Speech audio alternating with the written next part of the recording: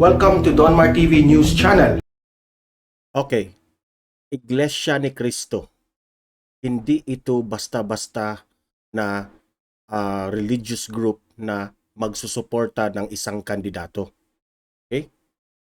Yung Iglesia ni Cristo, iniiwasan ang mga galawang pampolitiko. Okay? Yan ang mga Iglesia ni Cristo. Pero nagpasabog itong Iglesia ni Cristo. Si BBM at si Inday Sara ang sinuportahan. Yan ang itatalakay natin. Okay? Pangalawa nating balita is si BBM. Grabe ang pambabatikos ng mga supporters ni Leni Robredo. Below the belt na. Talagang grabe na ang mga panglalait ng mga supporters ni Leni Robredo. Grabe talaga. Yan, itatalakay natin yan. Okay? Pero bago natin itatalakay yan, i-play natin itong inspirational message ni Bongbong Marcos. Okay? So, para naman maganahan tayo. Diba? Pero bago natin i-play ito, guys, please like this video sa YouTube. Like this video and share na rin natin ito sa mga BBM supporters at saka friends and families natin. Okay? Please guys, you share this one, you like this one para kakalat ito sa algorithm ng YouTube. Okay? So, i-play natin itong video para maganahan tayong mag-react dito ha. Mag-comment react dito sa message ni Bongbong Marcos.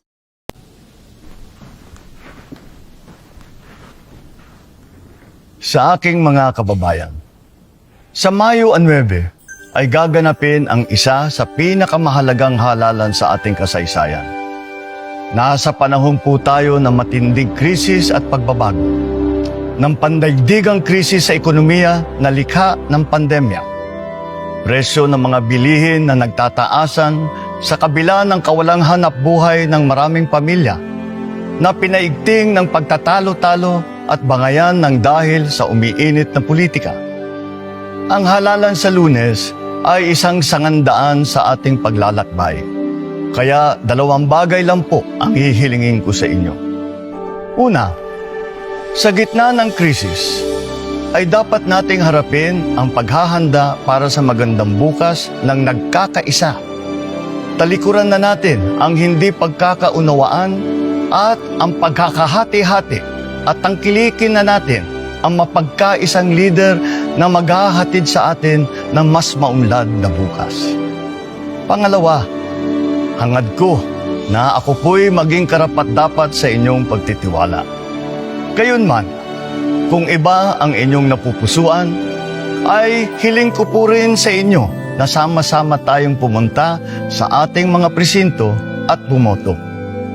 Kailangan natin makiisa sa halalan. Ito'y sagrado nating pananagutan sa ating bayan sapagkat isang mahalagang sangkapito ng proseso ng ating paghuhusga kung sino ang mamumuno pagkaraan ng pilian.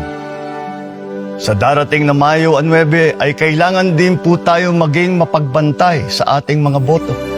Protektahan po natin ang ating naging desisyon at wag po nating hayaang ito'y muling nakawin sa atin. Maraming salamat.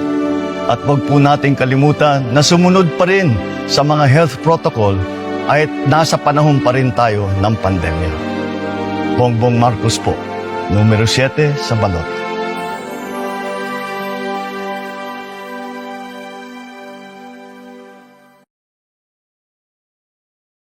Okay. Alam nyo guys, no? Ang ganda ng mensahe ni BBM. Ang masasabi ko lang rito, no? This halalan May 9, 2022 is the one. Yun lang. He is the one, guys. Yun lang ang masasabi ko. Okay. Punta tayo dito sa INC, Iglesia ni Cristo. Hindi ito basta-bastang religious group na nag-endorso ng mga politiko. Okay? Pero si BBM at si Inday Sara ang pinili nila. Okay? Ang tanong, bakit si Inday Sara at si BBM ang pinili ng Iglesia ni Cristo? Okay? Maraming nagtatanong dyan. Sabi ng mga taga-Iglesia ni Cristo, pinili nila itong si BBM at si Inday Sara dahil nakikita nila during campaign, no, sa social media, sa iba't ibang lugar ng mga rallies ng mga BBM, nakikita nila na ang pagiging positive ng Uniteam. Okay? Nagdi-deliver sila sa kanilang platform, sa kanilang plano sa bayan. Napapansin nila na hindi ito naninira. Hindi kagaya sa kabilang kampo na maririnig mo talaga doon na puro paninira. Okay? Walang ibang ginagawa ang sa kabila, kundi bantayan sila ni BBM yung mga mali nilang BBM at saka tinitira nila. Masakit na tinitira nila. Kaya itong Iglesia ni Cristo, BBM Sara ang pinili. Na alam naman natin na itong BBM Sara pinili ang BBM Sara ng Iglesia ni Cristo ay influential itong Iglesia ni Cristo sa buong bansa. One of the biggest population sa when it comes to religious group. Marami itong talaga buong Pilipinas ang Iglesia ni Cristo ang suporta Bongbong Marcos at si Inday Sara. Malaki ang population dito sa religious group na ito sa buong Pilipinas. At dahil dito, si Leni Robredo parang susuko. Yung sa balita, parang sumuko na si Leni Robredo. Nalulungkot, nanlumo. Okay? Because this is a big break kanila BBM at Inday Sara. No? Nanlumo nang narinig ang balitang ang INC sumuporta na kay BBM at Inday Sara. Nalulungkot sila at nagpanik na ngayon ng lahat ng mga kalaban ni BBM. Yan. Okay? So, dahil dito, tuwang-tuwa si BBM at si Inday Sara. Masaya na napakinggan nila na itong INC, Iglesia ni Cristo, ay nasa likod nila. At dahil dito, nagpapasalamat ang BBM at Inday Sara. Okay? Ipapakita natin itong video na si BBM at si Inday Sara may mensahe sa Iglesia ni Cristo ng pasasalamat. Iglesia ni Cristo halted the rumor mills by finally coming up with an endorsement for the Unity. Jenny Don with the rest of the story.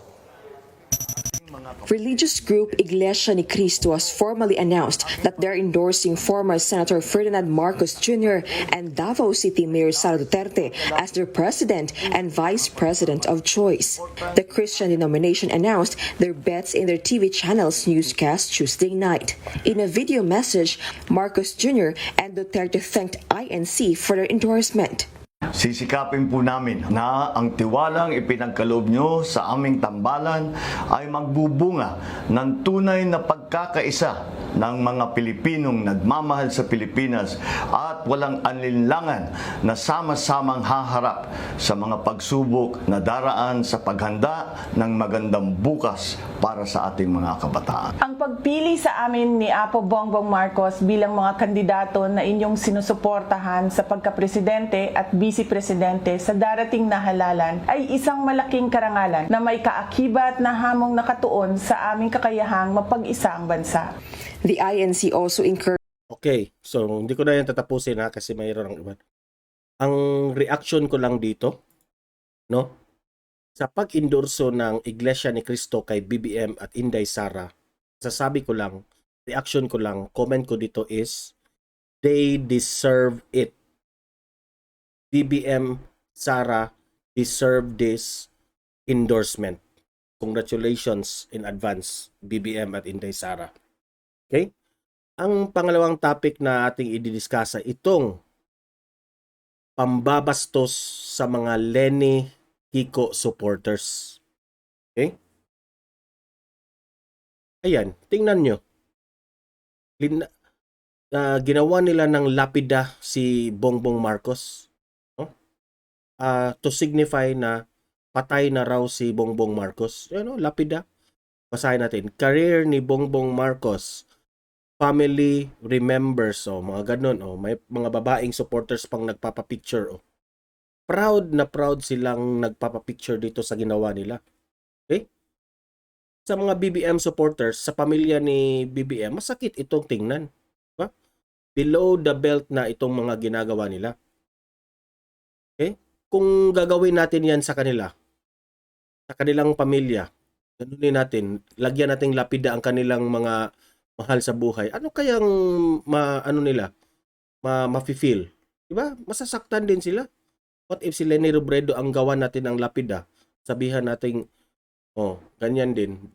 Lagyan natin ng bulaklak. Masasaktan din itong mga supporters ni Leni. Okay?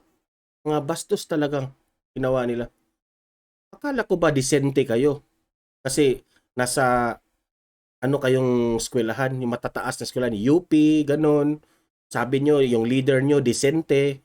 Pero bakit ganito ang mga ginagawa nyo? Para kayong hindi sabi nyo si Bongbong Marcos hindi nakagraduate sa college. So tingnan natin ngayon, sino ang hindi nakagraduate sa college? Ganyan ba ang ugali na mga professionals na nakagraduate sa college? Ganyan ba? Okay?